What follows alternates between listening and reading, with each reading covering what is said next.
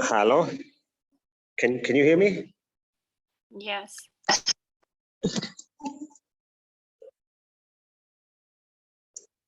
Where is everyone today?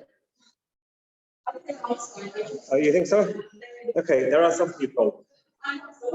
Inshallah.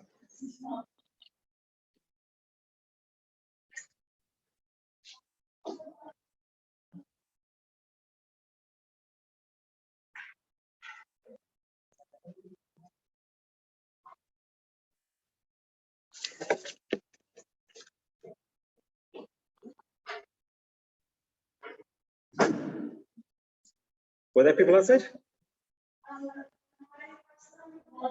Okay. Okay. Let me wait for one more minute.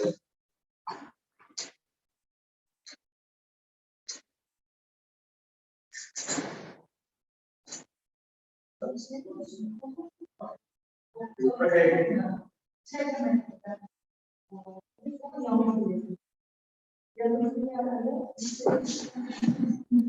So we've got to that bit of the semester where no one comes to class anymore. Well, maybe there are hundreds of people online. No, okay.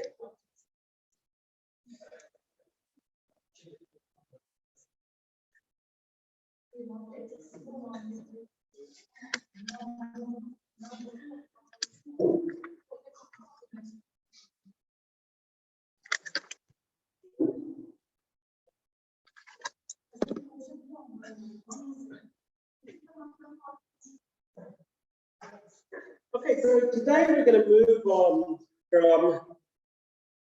from talking about Hegel to talking about Mill. And Joshua Mill, you probably, in some other classes, you may have read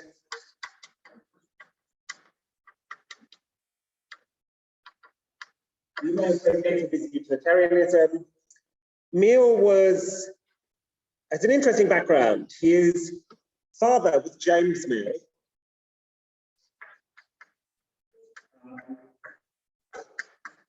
And James Mill's best friend was Jeremy Bentham.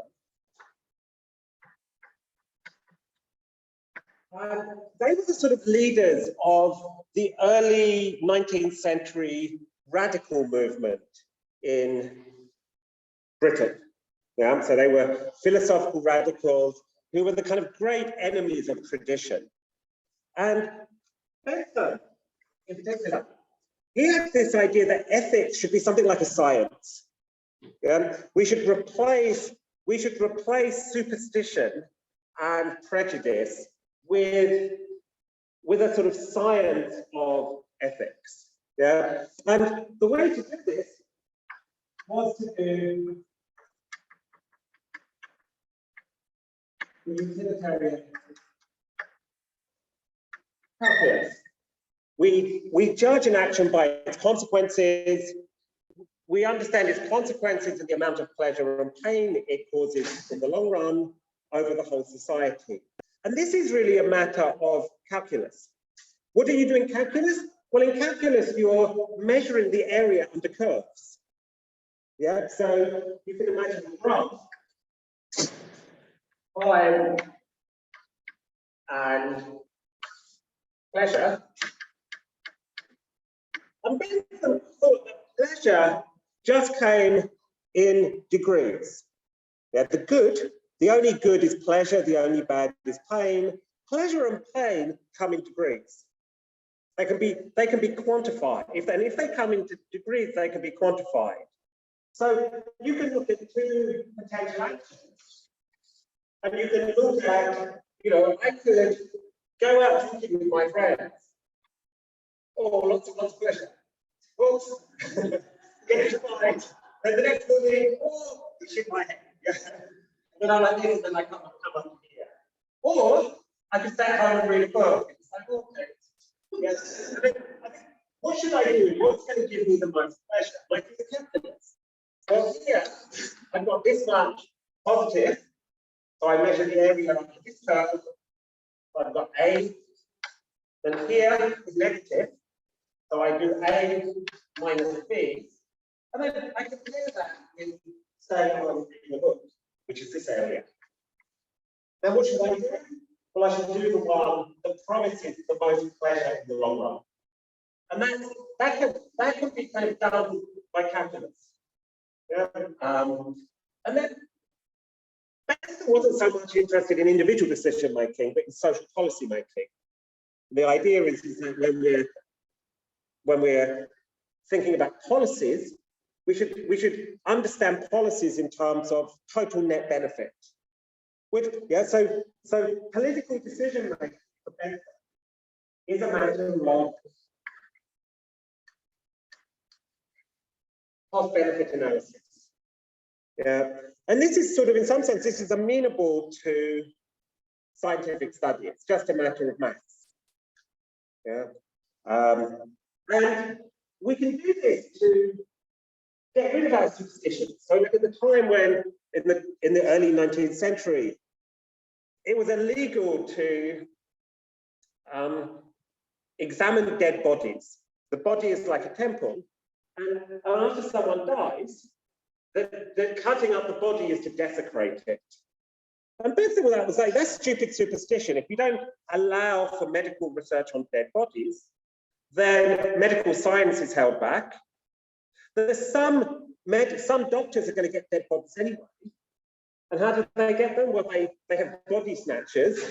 And the body snatchers, the doctors pay the body snatchers for bodies.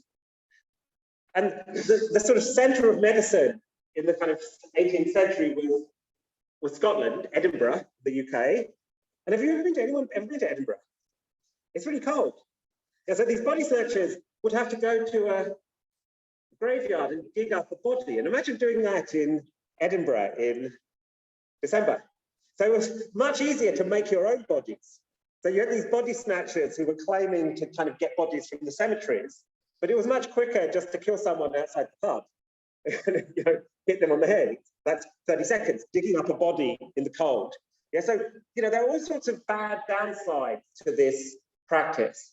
So Bentham looked at the practices of his society, and he was like, we should look at each practice and each of these laws and ask, does this practice, does this prohibition lead to more or less total benefit for the society? Yeah, so we go through and we use this sort of, you know, this is kind of standard. I think if you had a word to describe him in Turkish, I think like Bentham was a bit kind of mühendis gibi. Like he's got this sort of engineering attitude towards things, and all problems are engineering problems to be solved, you know, by the same sort of hammer. Now, they criticize the sort of norms of the day, the superstitions around bodies, around all sorts of social practices. Yeah, with his own body, after he died, he donated his body to science. And then science was like, well, we could use this body to do a scientific experiment, and that would give us a little bit of knowledge. Or we could stuff it, put it in a box, put it in the university he founded, and then open it once a year. And then that would give people pleasure for the centuries to come. So now Bentham's body is, him and Mill set up UCL, University College London, and his body is now in the entryway of in a special kind of like Lenin. And when they have Senate meetings, they wheel in Bentham, and Bentham is always recorded as present, but not voting.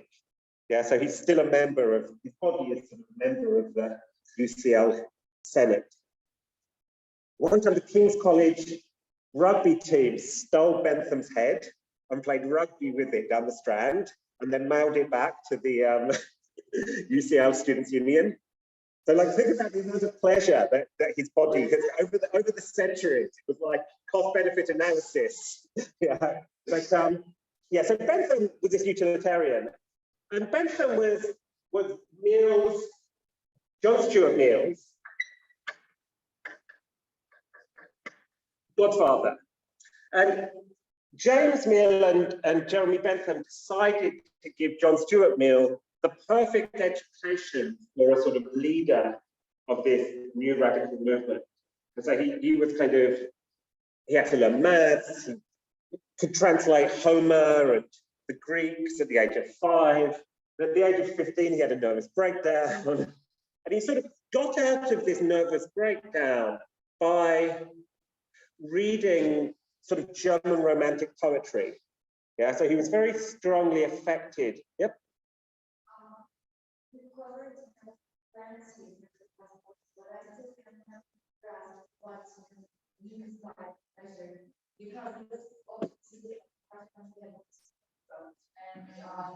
I didn't really understand how they can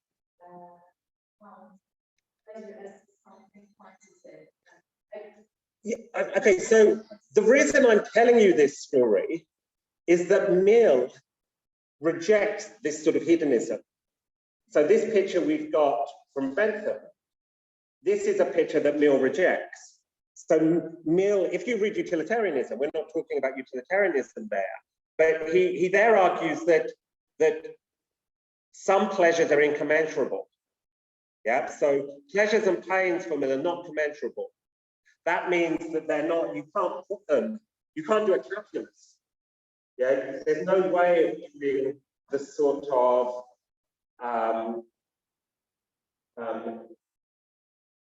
doing Bentham type of ethics as engineering. Yeah, so Mill is going to reject this. Yeah, so Mill, as we're going to see, has this idea of happiness as being central. And his idea of happiness is going to be a sort of historicized version of an Aristotelian conception of something like flourishing. So Mill is going to have, so Mill, basically I'm telling you this because Mill rejects it.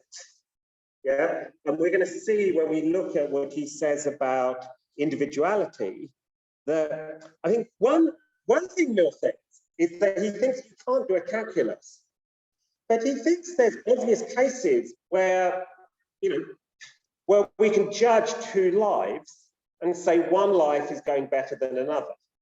So, for example, being a slave, working in a mine, and being free, it's better to be free.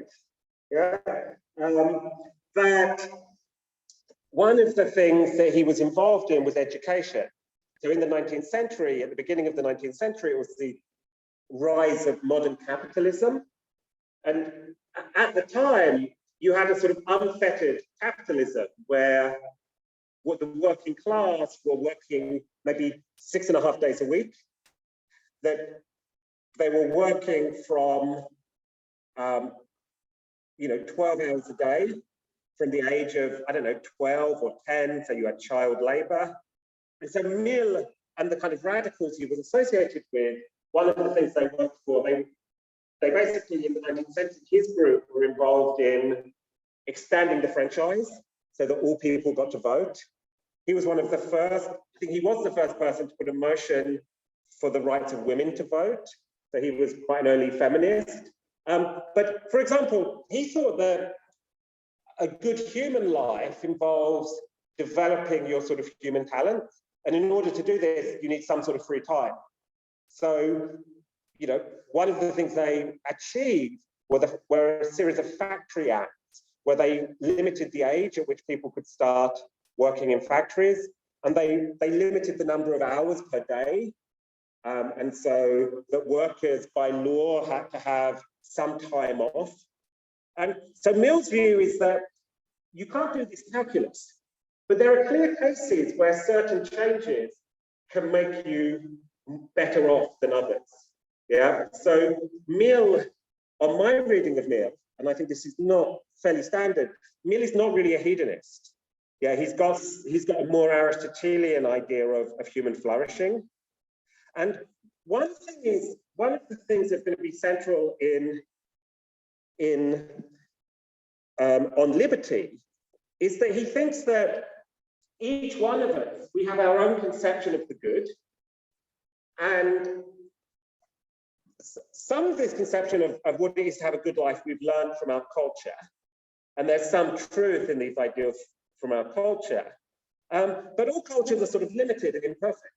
So just as our knowledge of science is imperfect and can develop, our knowledge of what it is to have a good life is something that develops over time and we can learn. And so one thing Mill thinks in order to have a progressive society, a society that increases the amount of happiness, you need to have something like experiments in living. Yeah, because experiments in, just as you have experiments in thought, yeah, where you discover this is necessary, so freedom of speech is necessary to discover more truth.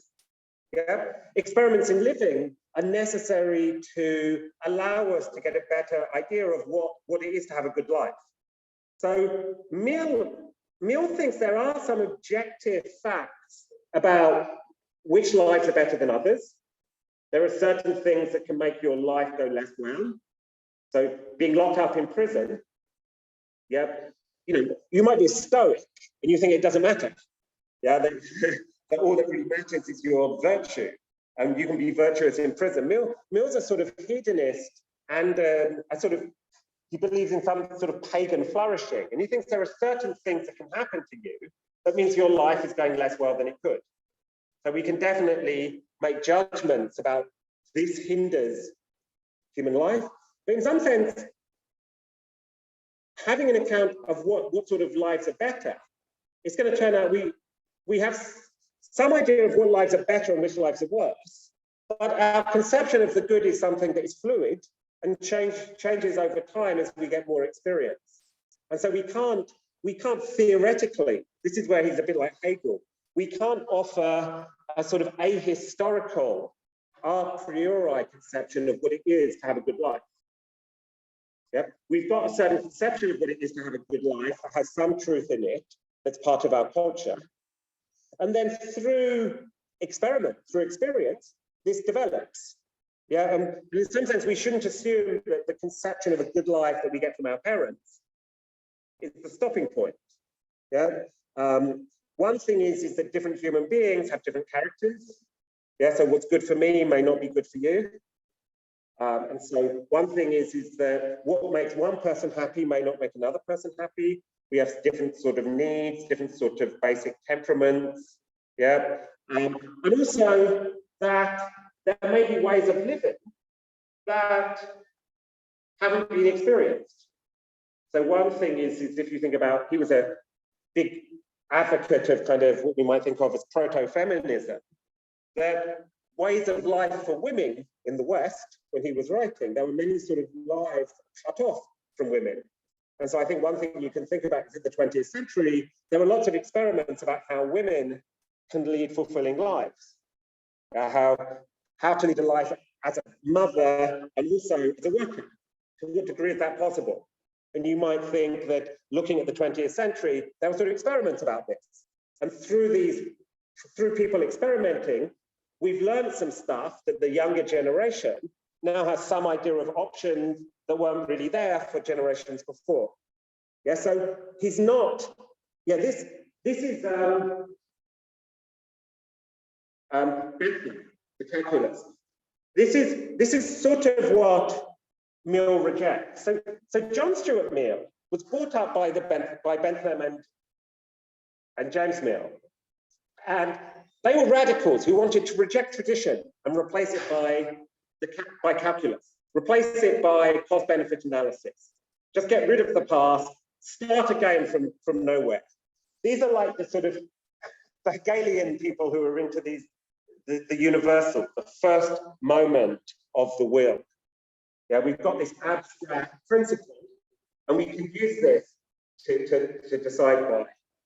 But Mill kind of got through his nervous breakdown by reading a lot of romantic poetry and by reading German philosophy. And Mill sort of, like Hegel, is trying to combine the sort of benefits of this sort of radical position with a more sort of conservative view. So how to combine So one thing like Hegel, Mill came to think that tradition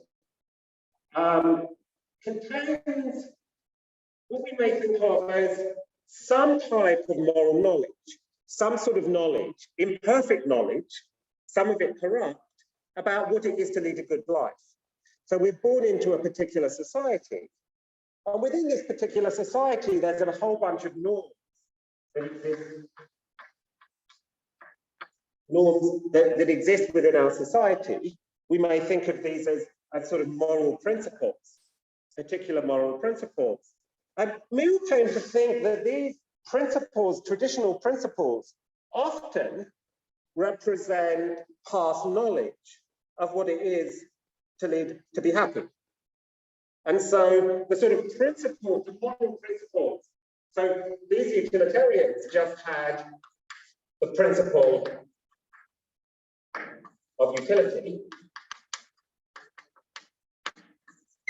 For any question, we should just ask ourselves, does it maximize total happiness? Mill is often put forward as a sort of what's known as a raw utilitarian. Yeah, that we use the principle of utility not to evaluate individual actions, but to evaluate principles. I'm not sure that's exactly right, but there's something like this. But Mill thinks that we find ourselves born into society with certain norms, certain rules, certain principles of behavior. And these sort of principles ideally represent past knowledge about how to lead a good life. Yeah. And so in some sense, these are the starting point as we grow into adulthood about how to live our lives. But on the other hand, some of these principles, we should and we do and we can question them. And it may be, for example, that certain principles are principles that in the past may have been conducive to a good life, but are no longer there. So I think one interesting historical example of this may have to do with sexual morality. So up until the 1960s, I think you had quite conservative sexual morality. In the 1960s, you had the development of contraception, of kind of the pill. And I think one reason for conservative morality, if you're a woman, is getting pregnant. Suddenly in the 1960s, the circumstances changed. And slowly the sexual morality changed with it. But then in the 1980s, you sort of got AIDS, and sort of the circumstances changed. So you might think that there's sort of norms that they may have a certain sort of reason when it comes to happiness, but circumstances can change. Yep. I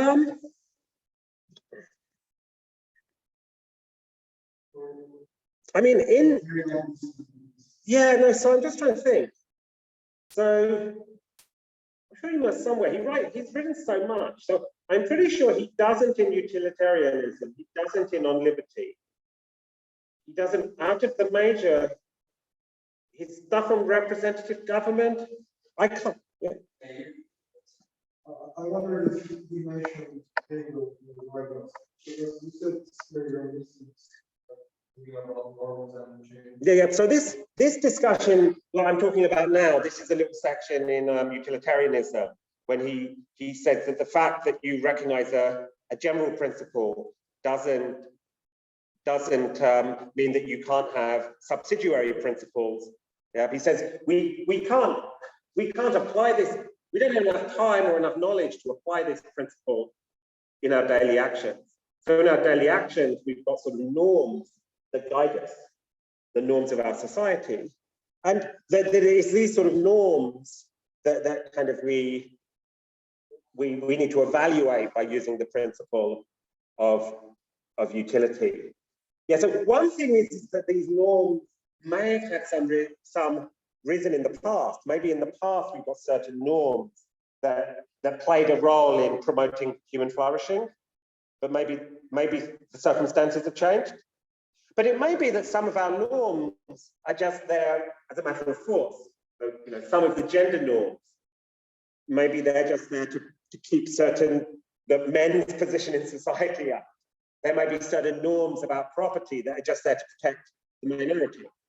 Yeah, so when we're thinking about norms, the norms in our society, Mill thinks, a lot of them do capture our sort of norms that are there, that people have learned play an important role in a flourishing life. So you might think kind of some things about honesty. I think that you're better off if you're living with other people in a sort of open way. Yeah, so you might think that norms of honesty, at least partially, are flourishing, but these norms themselves can be questioned. Okay, so what time is it now? I don't have a. Okay, so we've got a bit of time. So that's a bit of background about Mill. I'm now going to jump into on liberty, and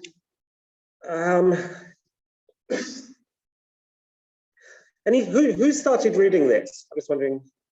Okay, you read the first. How much did you get through? Okay, and you found it easy, understandable? Okay, yeah. Yeah, I think that quite often in other classes, I teach chapters 1 and chapters 2. I think Zubaydah is teaching chapters 1 and chapter 2. This class I'm doing chapter 1 and chapter 3. So chapter 1 is sort of an introduction, and I'll say a bit about it. Chapter 2 is about freedom of speech. And he has this argument that freedom of speech, he has a bunch of arguments about why freedom of speech is a good thing. And he thinks in a certain sense, well, either this, what you're saying is true or it's false. If it's true, you should be able to say it. If it's false, there are still reasons why allowing it to be said are going to be important, because one of the things he says there is that it may be partially true, there may be some partial truth in it, but unless we're able to hear criticisms of things that are true, we start in some sense believing them in a kind of a live way, that these sort of these living truths become dead dogmas. So chapter 2 of On Liberty is this classical defense of freedom of speech. And part of it is the idea that to arrive at truth, it's good to have freedom of speech, but he's got a whole bunch of other arguments as well. If you're interested in freedom of speech, this is one of the probably the most famous defense of freedom of speech in the Western tradition.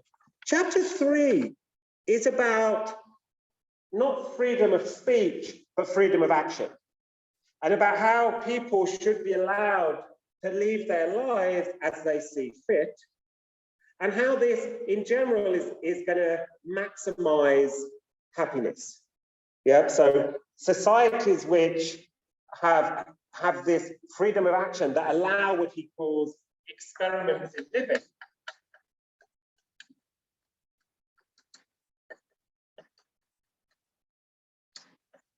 Yeah, so societies that allow experiments in living are going to be societies, first of all, in which individuals are happier, but they're also going to be societies that are going to be progressive. They're going to be societies that aren't going to stagnate. So Mill used to work for the East India Company. That was his job, and so he thinks that, like, in the East, in China, you've got communities that used to be progressive, that were great cultures, but because they had this sort of uniformity, they've sort of stagnated. So Mill is going to defend this freedom to live one's life as one sees fit, both from the perspective that it promotes individual flourishing, so people are liable to be happier in such societies, but also without some sort of norms to value these experiments of living, that societies are going to become stagnant. And one of the differences between Mill and Hegel is that Hegel thinks there's a kind of historical tendency for liberty to emerge and flourish. I think Mill's a bit more of a pessimist. he's quite worried that with the emergence of modernity is forcing a sort of uniformity that is going to lead Western European societies to stagnate. So he's sort of worried about, he's worried about the possibility of stagnate. Do you know what stagnation is? So if you have a pond, like if you have some water that's not moving, sometimes the water can get dirty and smelly. It gets, you know, so if you've got running water, if you've got a river, oh, it's all nice and fresh. But then sometimes the river gets blocked and then it doesn't flow and it starts to stagnate. Is there a Turkish?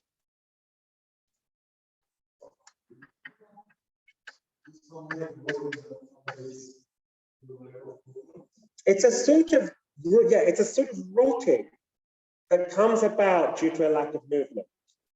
And so Mill is very worried about cultural stagnation. And he looks at modernity and the emergence of modernity of mass culture. And in particular, the emergence of public opinion.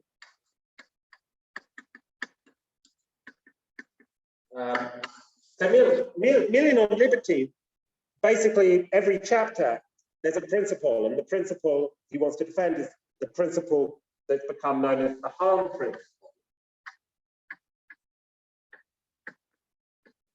Yeah, the only reason that society has for interfering in the life of individuals is to stop them harming others. Yeah, so society should let individuals, in some sense, seek the good in their own way. As long as they're not harming others, society should stand back and let individuals choose how to live their lives. And I sort of read Mill in a very sort of Rawlsian way. So John Rawls, who's the kind of most important 20th century Anglophone political philosopher, he has this idea that in a modern liberal society, that you need a common conception of justice. But one of the things about modern societies is that different individuals have their own conception of the good. So individuals have to work out their own conception of what it is to have a flourishing life. But you need some sense of justice, a shared sense of justice about, and this has got to do with things like property, and individuals shouldn't harm each other. So the state stops individuals harming each other, but the society shouldn't get involved in telling people what it is to live a good life. And he thinks that in the UK, in the United Kingdom, legally, the state stood back. So in the UK, the worry he thought for freedom wasn't the law. It wasn't the state, but it was public opinion. In Turkish, I think you call this neighborhood pressure. How do you call that? What? Mahalle? What? Yeah, mahalle baskısı. Yeah. There was this guy, I think the guy who came up with it, when I was at field camp, one of the first people I met in Turkey was Sheriff Mardin, you know him? And then whenever I came to Istanbul, he'd invite me to breakfast. He had a nice house overlooking the Bosphorus. Yeah, so he was a very interesting guy. I think he came up with the expression, yeah? Is that right? That's my understanding. What? I think it's common now, but I think it was kind of introduced by sociologists about 20 or 30 years ago. So today it's a kind of bit of everyday. So lots of things that are bits of everyday speech started off as some philosopher saying something or some sociologist. I think it was him or maybe someone at varsity. I can't remember who it was, but it's a sort of, I think it was introduced in like the 80s or 90s maybe as a. He says what? Oh, it is him, yeah? Yeah, that was my guess. Yeah, so he's more worried about sort of neighborhood pressure. Yeah, that the sort of tyranny, he's worried about the sort of tyranny of public opinion that forces people to lead uniform lives. And so I think Mill is a bit, compared to Hegel, Mill is a bit more worried about modernity than Hegel. So Hegel sees modernity as something essentially positive. he sees it as a kind of the emergence of freedom. And he's got this story of history where we go through the kind of the Oriental, Greek, and modernity. So in his lectures on the history of lectures on the philosophy of history, he tells this global story of world history, where you move from Oriental despotism to the kind of Greek beginning of freedom in ancient Greece to modernity. So the Oriental view, according to Hegel, is one person is free. You have the kind of ruler, and you just have one person free. For the Greeks, it was like some people are free, because you still have slavery. And you only get the kind of emergence of everyone is free. To be human is free in modernity. So Hegel is kind of much more of a kind of fan of modernity. Mill is quite worried about modernity, because Mill sees with the emergence of modernity, the rise of public opinion and the rise of, he's sort of pro-democratic. Towards the end of his life, he was sort of a democratic socialist, a liberal democratic socialist. But he's very worried about the emergence of populism and the problem of the tyranny of public opinion. Yeah? I feel like there's a bit of a tension here. People say as long as it doesn't affect the harm principle, he defends freedom of speech, that you should be able to say that it's false, etc. At the other end, he's afraid of public opinion, like what is he wants and people do not. And you said you shouldn't interfere with how people live a good life. So that include saying your opinions about good life, and isn't that just saying your opinions constructed a high level of standard? Yeah, so I think kind of, so he, like, so, you know, I guess like he fell in love with this woman who was married, and then they got together, and then everyone was shocked and kind of judgmental, and it's just like,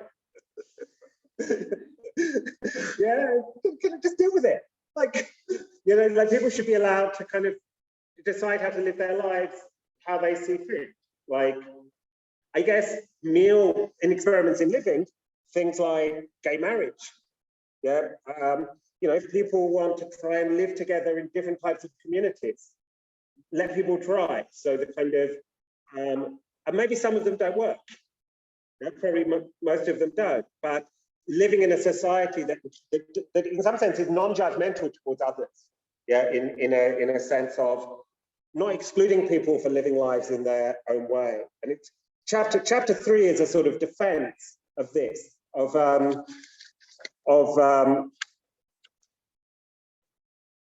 a sort of, one of the things about Mill, it's quite Victorian, it's quite English. You know, there's one of the things that he thinks is central to happiness in a community is that the community is embracing of eccentricity. You know eccentricity? To be an eccentric, like, of weirdness, people just being a bit odd. And he thinks that one of the things about modernity is that there tends to be a sort of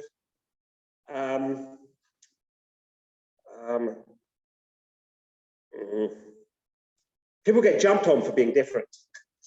I don't know, think about American high school movies. Yeah. So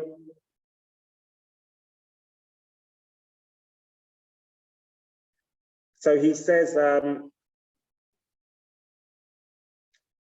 what sort of time, how much time have we got now? Just wondering. Okay, so I want to start talking about the introduction, yeah, and then I'll talk a bit about the, I was wondering if you had enough time. So the introduction, I just want to run through, yeah, so if you're interested, there's this thing about the defense of eccentricity is on page 131. He also, he's also a sort of defender of the idea of genius.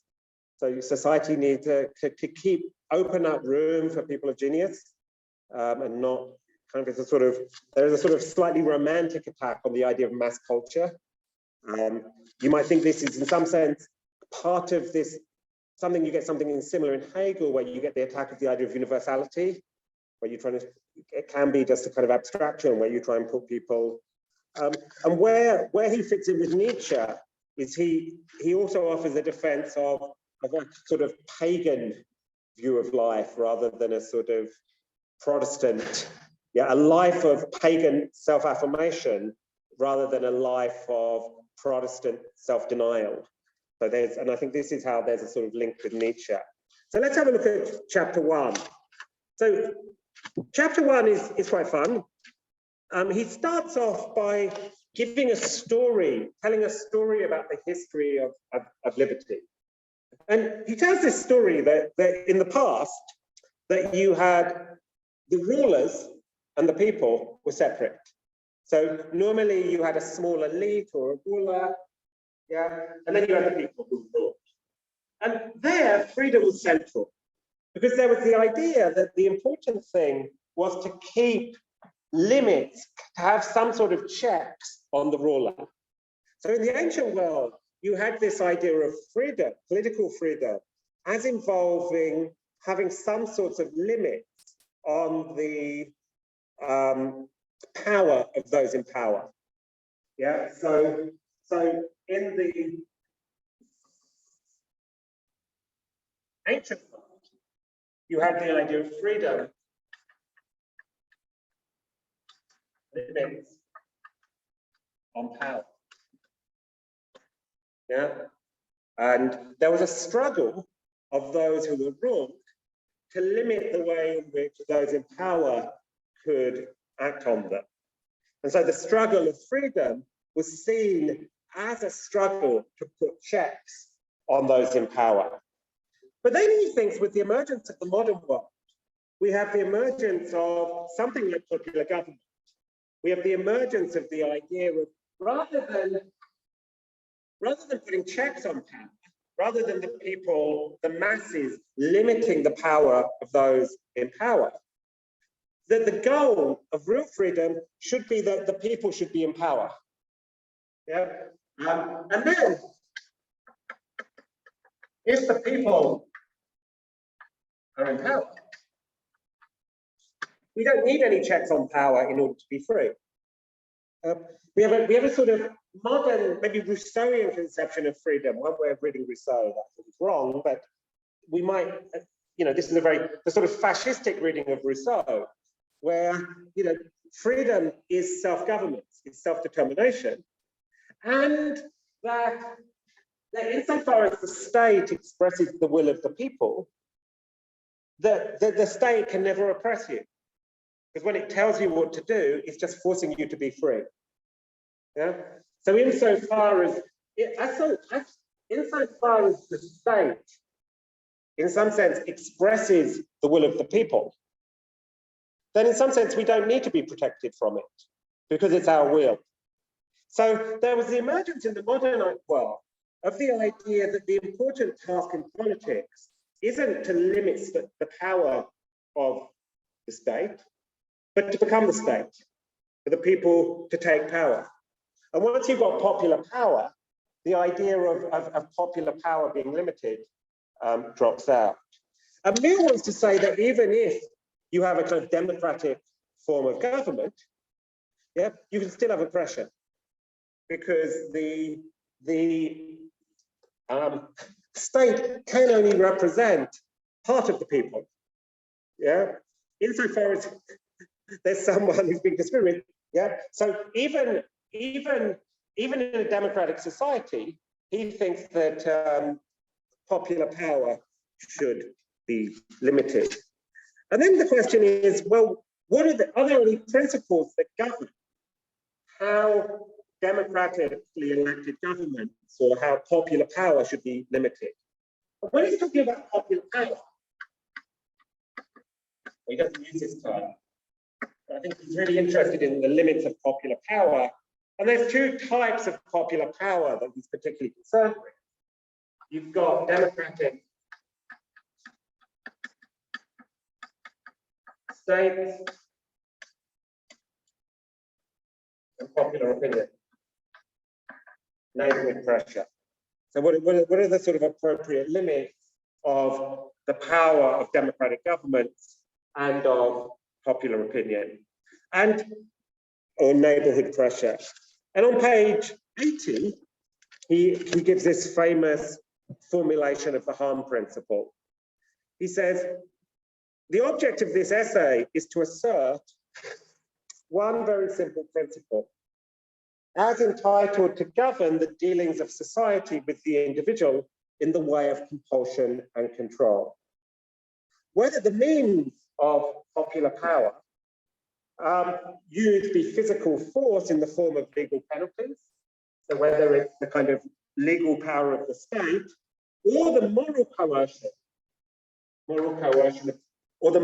coercion of public opinion, neighborhood pressure, the principle is that the sole end, the sole purpose for which mankind are warranted, justified, individually or collectively, in interfering with the liberty of action of any of their member is self-preservation. That the only purpose for which power can rightfully be exercised over any member of a civilized community against his will is to prevent harm to others. His own good, either physical or moral, so whether it's about harming his body or harming his soul, is not a sufficient warrant, it's not a sufficient justification. Society should not interfere in the lives of individuals for their own good. He cannot rightfully be compelled to do or forbear, because it will be better for him to do so, because it will make him happier, because in the opinion of others, to do so would be wise or even right. These are good reasons for remonstrating with him, for arguing with him, or reasoning with him, or persuading him, or entreating him, but not for compelling him or visiting him with any evil if he does otherwise. So the fact that you think someone is wasting their life or doing something that you don't like isn't a good reason. I wouldn't do that. The fact that you wouldn't do it isn't a good reason to kind of punish someone for doing something if they're not harming others. To justify that, the conduct for which it is desired to deter him, he must be calculated to produce evil to someone else. The only part of the conduct of anyone for which he is amenable to society is that which concerns others. In the part which merely concerns himself, his independence is of right absolute. Over himself, over his own body and mind, the individual is sovereign. So this is the sort of harm principle. And a lot of the essay is to justify this principle. So in chapter 2, he justifies this principle in terms of speech, why freedom of speech is a good thing, what good approach is. And in chapter 3, he wants to apply this principle to life, to life plans. Individuals should be left to choose their own life plans, to choose their own conception of the good without coercive interference. Yeah? And he's going to justify this from a sort of what I call this sort of historicist utilitarian position.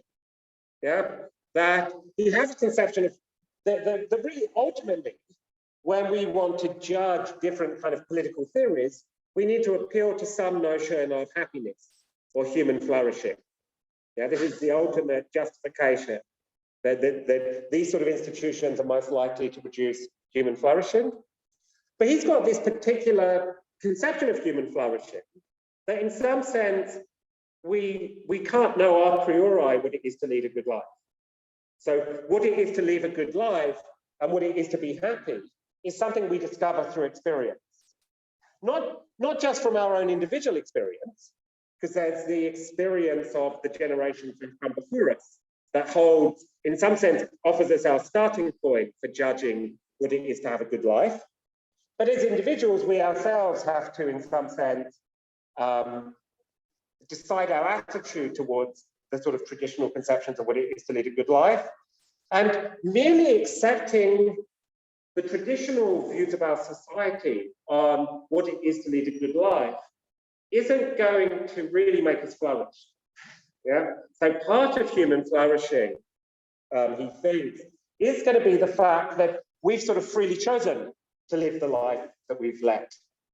Yeah, that the life we're leading is really our life. Yeah, I'm leading the life I want, not the life my parents wanted for me. Now, it may turn out that I come to think that the life my parents wanted for me is the life I want. Yeah, but the Mill thinks that in order to be happy, that first of all, what it is to be happy differs between individuals.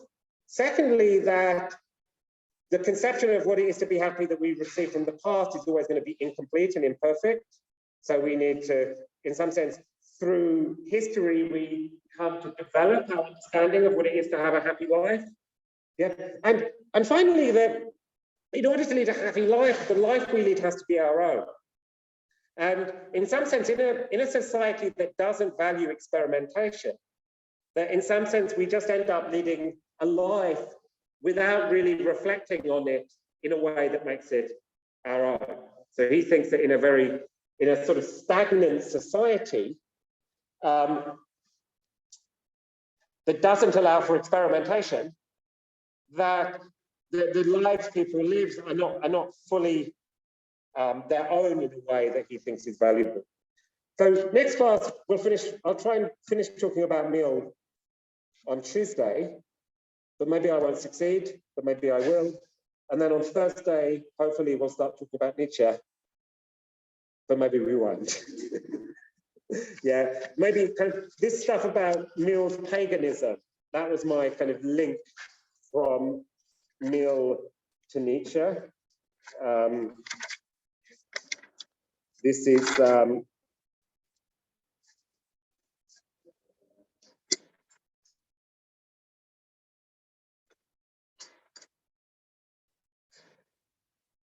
yeah, okay. Okay, see you. Bye. Bye-bye. Oops. Oops.